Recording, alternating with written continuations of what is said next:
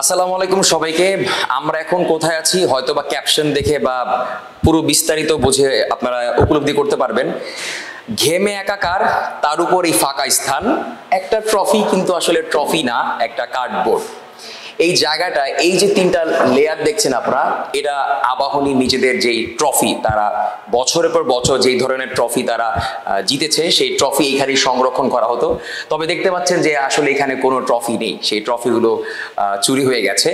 এবং এই বিষয়ে আসলে কি ভাবছে আবাহনী এই ক্রীড়া সংঘ, সেটা নিয়ে তারা আসলে একটা প্রেস কনফারেন্স ডেকেছিল।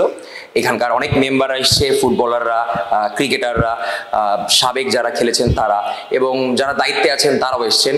পুরো জায়গায় আসলে একটা জিনিসই দেখা যাচ্ছে যে ফাঁকা স্থান। আপনারা দেখতে পাচ্ছেন যে আসলে এই তিনটা লেয়ারই কিন্তু ট্রফি দ্বারা পরিপূর্ণ ছিল।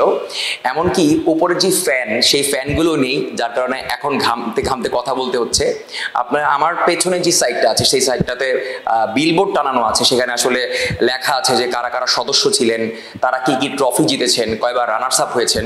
তো বাংলাদেশের ক্রিকেট বলি, বাংলাদেশের ফুটবল বলি, বা বাংলাদেশের ক্রীড়া বলি না কেন, আবাহনী কিন্তু একটা গুরুত্বপূর্ণ রোল প্লে করেছে আমাদের এই ক্রীড়া জগতের যে যতটুকু ইতিহাস বাংলাদেশের, সেই ইতিহাসে। কিন্তু দেখেন, আমরা সরকার পতনের ফলে আসলে নতুন যেই শুরু চাচ্ছিলাম, সেই শুরুতেই আসলে ট্রফি খোয়া গেছে। এই ট্রফির চুরির পক্ষে হয়তো বা কেউ থাকবেন না, কেননা দিন শেষে স্পোর্টস বলি, কিংবা পার্টিকুলারলি যদি আমরা ক্রিকেট বলি, ক্রিকেট বা স্পোর্টস যাই হোক না কেন, তা কিন্তু রাজনীতি থেকে একদম আলাদা। সো রাজনীতির কবল থেকে আসলে স্পোর্টস কে মুক্ত করতে হবে, যার জন্য এটা একটা আলাদা প্রতিষ্ঠান, আলাদা একটা সংঘ। কিন্তু দেখা গেছে যে আসলে এই সরকার পতনের পর অনেক প্রতিক্রিয়ায় সৃষ্টি হয়েছে বাহিরের, যার একটা প্রমাণ দেখা গেল আবাহনীর মতো একটা ক্রীড়া সংঘ, ক্রিকেট, ফুটবল, হকি যাই বলে না কেন, সবকিছুই নিয়ে তারা আসলে কাজ করে থাকেন। আপনার পিছনে বিলবোর্ড আছে, সেটা দেখানো হচ্ছে আপনাদের। তো সবকিছু মিলে আসলে এখন এই জায়গার পরিস্থিতি খুব ভালো না। এবং সাবেক যে ক্রিকেটাররা ছিলেন, যারা দায়িত্বে আছেন, তারাও আমাদের কনফারেন্সে বলেছেন যে তারা এটার বিরোধিতা করছেন। যারা সাবেক ছিল তারাও বলছেন যে আসলে এটা কোনোভাবেই কাম্য নয়। জিনিসটা আসলে দেখেন যে আমাদের দেশে যদি কেউ আসলে স্পোর্টস প্রেমী হয়, ক্রিকেট কিংবা ফুটবল, তখন কিন্তু তারা আমাদের দেশের ইতিহাস যদি টানা শুরু করে, সেক্ষেত্রে আবাহনী কিন্তু একটা গুরুত্বপূর্ণ রোল প্লে করে। বিশেষ করে আমাদের ক্রিকেটে কিন্তু অনেক বড় একটা রোল হচ্ছে আবাহনীর। আপনি দেখবেন বাংলাদেশ ক্রিকেট দলের ম্যাক্সিমাম বলতে 60-70% রেশিও থাকে যে আবাহনী প্লেয়ার প্রডিউস করে আমাদের জন্য।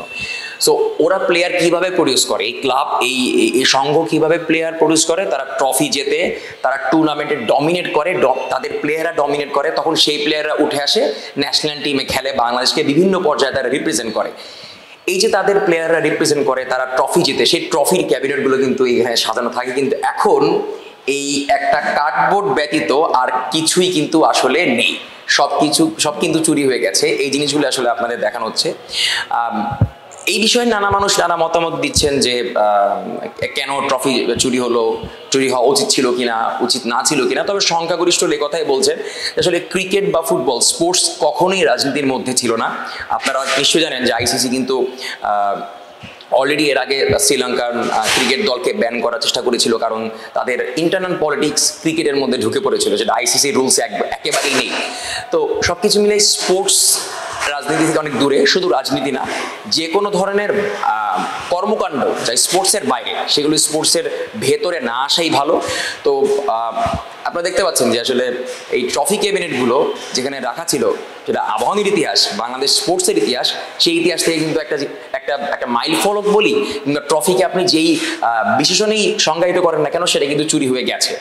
এমনকি এতটা অসহায় পরিস্থিতির যেই পুরো বিষয়টা আপনাদের কাছে তুলে ধরছি, আমার এখন মাথার উপরে যেই 3-4টা ফ্যান থাকার কথা ছিল, সেই ফ্যানও চুরি হয়ে গেছে।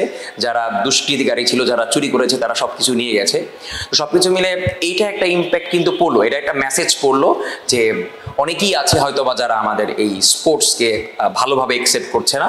বাট দিন শেষে সবারই একটাই মতামত যে স্পোর্টস থাকতে হবে রাজনীতিমুক্ত, স্পোর্টস থাকতে হবে অন্য সব ধরনের যে অরাজনৈতিকতা আছে, সব কিছু থেকে আলাদা থাকতে হবে। সেই জিনিসগুলি আসলে আপনাদের সামনে তুলে ধরার চেষ্টা করেছি। ধন্যবাদ।